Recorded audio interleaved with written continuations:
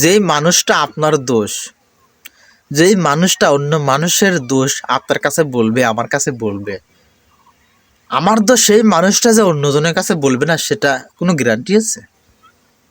কোনো গ্যারান্টি নেই। আমাদের মাঝে এমন লোক আছে, অন্যের দোষ অন্য আপনার কাছে সমালোচনা করবে, আমার দোষ অন্যজনের কাছে সমালোচনা করবে। এই ধরনের যারা মানুষ আছে তাদেরকে কি করা দরকার জানেন? এরকম সরিষা ক্ষেতের মাঝখানে লিয়ে আইসা তাদেরকে ফুল দিয়ে ডেকে ফেলানো উচিত।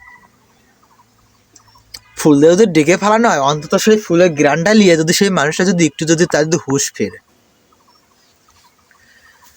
আজকে আমার কাছে ভালো হচ্ছে একটা অন্যজনের কথা বলে, সেই মানুষটাই অন্যজনের কাছে যে অন্য কথা বলে যে ভালো হবে না, এরকম ধরনের মানুষ আমাদের মাঝে বিপুল পরিমাণে ছড়িয়ে আছে। ঠিক আমার পিছনে যে সরিষা ক্ষেতের ফুল হাউসফুল পরিমাণ পর্যন্ত রয়েছে, সেই পরিমাণ কথা একটা কথা বলি, এরকম ধরনের মানুষের সাথে যদি সঙ্গ যদি বেশি দিন থাকে না,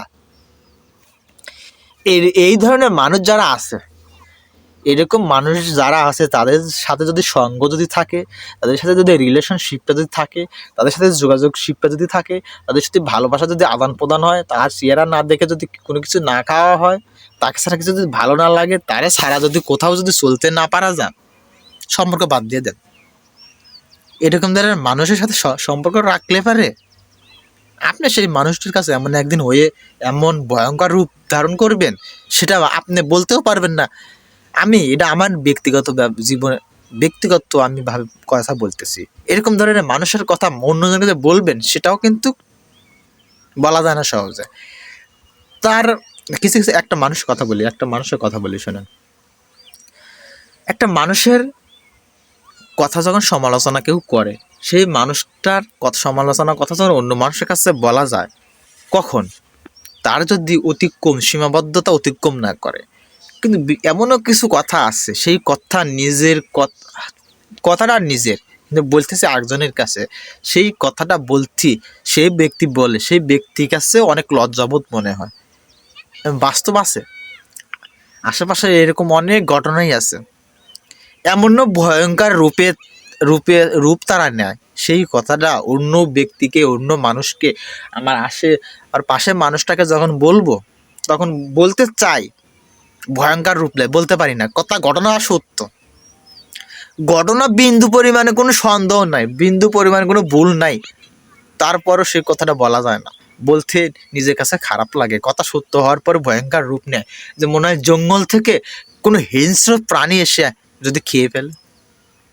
এটা ভয়ে কাজ করে। এরকম ধরনের মানুষ নিজের সাথে চলে, নিজে মিথ্যা কথা বলে মানুষকে একটা খুশি করা যায়। একজনের বিশ্বাস যখন ভেঙে যায়, তখন হাজারটা সত্য কথা বলার পরেও সেই মানুষটা কিন্তু বিশ্বাস করে না।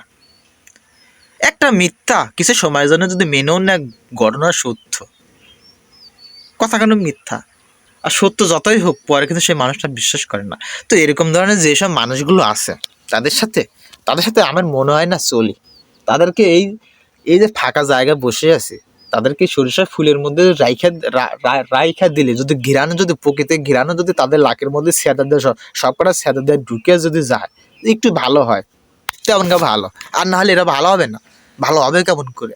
সবসময় অন্যের দোষ নিয়ে ঘোরাঘুরা করে, অথচ তার নিজের ঘরে, নিজের ঘাড়ে, নিজের মাথায় একা পাহাড় পরিমাণ মনে করেন যে সমালোচনার পাত্র হয়ে বসে আছে। এরকম ধরনের মানুষ আমাদের মাঝে অনেক বেশি আছে। এদের থেকে এই মানুষগুলো আঙ্গরে পিস ছাড়তে চাইলেও সহজে তারা ছাড়ে না, পিস পিস পিস পিস তারা হাঁটে। এরকম ধরনের মানুষ আছে আমাদের মাঝে, অনেক আছে, অনেক।